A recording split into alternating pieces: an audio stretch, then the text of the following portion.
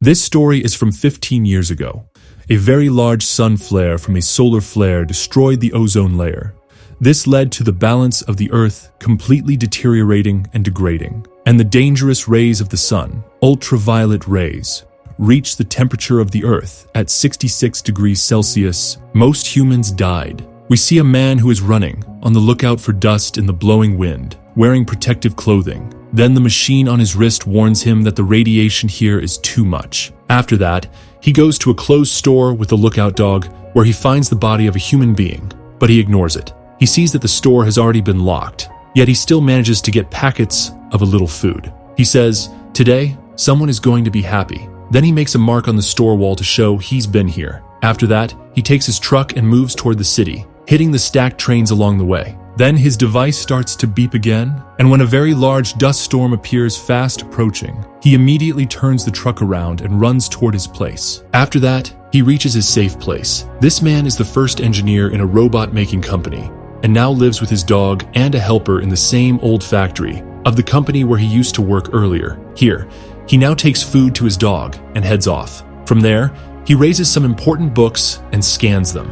In fact, Finch is working on a person-looking humanoid robot so that after he dies, this robot can take care of his dog. Finch is suffering from a serious illness that can never be cured and will take his life. So he wants the robot to be ready as soon as possible. He wants the robot to get the job. And one day, the robot gets the job, and he tells the robot he is very happy to see it happy, and happy to get a new friend. After that, Finch asks a few important questions to the robot. The first one is about the rules. The robot cannot damage a person nor hurt a person for any reason. Finch says, "Now tell me the fourth rule, that if Finch does not exist, the robot will take care of the dog unconditionally." The question is important. Just then, the power turns on and off, then sees that a very big storm is moving toward them. He comes down and connects the robot with the weather machine, the weather station, and says that the full details of the weather will be told to the robots. The storm will reach here in the next few hours and will be very dangerous. This storm will go on for the next 40 days and gets more dangerous. If they stay here, he probably won't survive. He decides that now he must get out of here. He refers to a map he believes is the right one for them. He says to the dog, "Goodyear, we will go to San Francisco. If luck is with us, maybe we will reach there. If we are lucky and find a place to stay." Suddenly, blood begins to fall from Finch's nose, indicating that now they must hurry. He prepares the robot,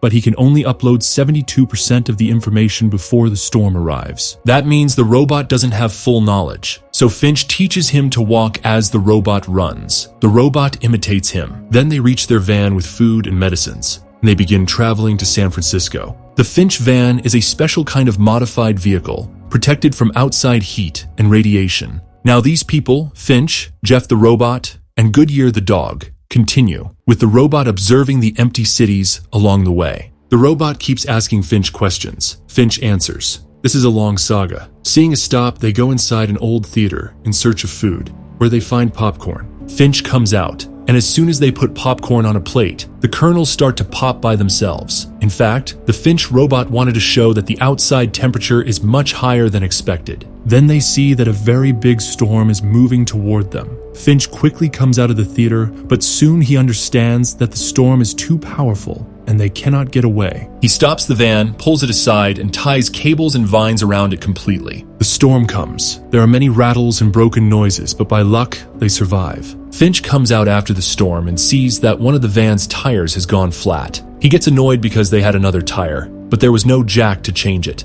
Then the robot helps Finch and lifts the van with his hand, allowing Finch to easily change the tire. Now Finch feels very good about the robot's help and says, "Today, you should get a name." Finch gives him a name. That night, they stop. Finch gets his suit and teaches Jeff some important things. To Jeff's surprise, the next morning, he sees the solar panels on the van roof have been opened automatically. Jeff did it himself. He is imitating the dog. Finch says, "Don't make so much noise in the morning." Jeff replies, "I don't like the dog." Finch answers, "It's just that he doesn't trust you." Now, Finch continues the journey. After going far away, suddenly his health starts to deteriorate. Then Jeff offers to drive. Finch says, "Now you are ready, tomorrow." Then Finch stops the van in front of a restaurant. He He says, "I should rest a little here," and walks inside the restaurant, where he starts coughing and bleeding from the nose. From the van, Jeff hears Finch's voice. The dog comes to him. Jeff remains alone in the van and starts to walk into the driver's seat. He tries to drive.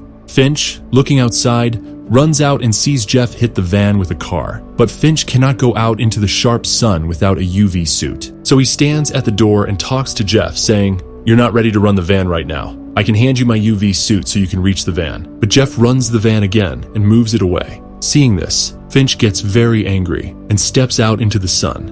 As soon as his hand gets exposed, he says, "You were a child yesterday, but now it is time for you to grow up. I have created you so that you can take care of the van and take care of the dog, because he cannot remain alive in the sun like you." Finch continues his journey and decides the time has come to teach Jeff to drive. Jeff's learning is strong, and he learns to drive properly in a short time. Finch is very happy to see Jeff driving. Then, at night, they stop at a place and burn a fire. He recalls his old days and says to Jeff, "Now you don't need to go to Alaska to see the Aurora Borealis." Then Jeff asks Finch, "If the sunlight is so dangerous, why don't we travel at night?" Finch replies, "Night is not without danger. Some people are still alive. They stay hidden in the daytime.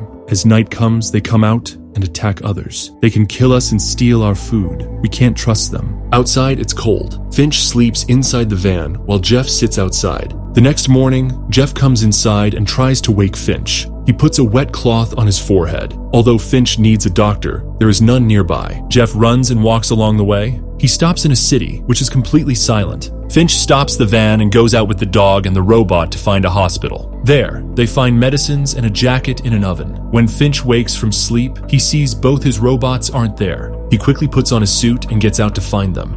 The small robot finds a toy, and as Finch approaches him, he gets stuck in a hidden net and splits it into 2 pieces. Then he reaches inside the building and sees Jeff. He says, "You should not have come here. This place is dangerous." They quickly run out of the building, get into the van, and start driving. At the same time, they see another vehicle following them. Someone is chasing them now. Finch sees in the mirror that a car is chasing them. He turns off the van lights and drives off the highway to escape the chase. He's nervous and quickly pulls the van under a bridge. The van gets trapped due to height. The solar panel above breaks. Finch becomes afraid. They hide under the bridge. The people chasing them do not find the van and eventually move away. After that, Finch sees the broken panels and says to Jeff, "Now, we might not reach San Francisco." Jeff says nothing. Then Finch tells his story. "When the sun's rays turned deadly, those who survived turned into scavengers. I went to a mall once in search of food, but everything was locked. I luckily found a packet of noodles. Then, a 9-year-old girl came in with her mother. In her hands, she held a gun.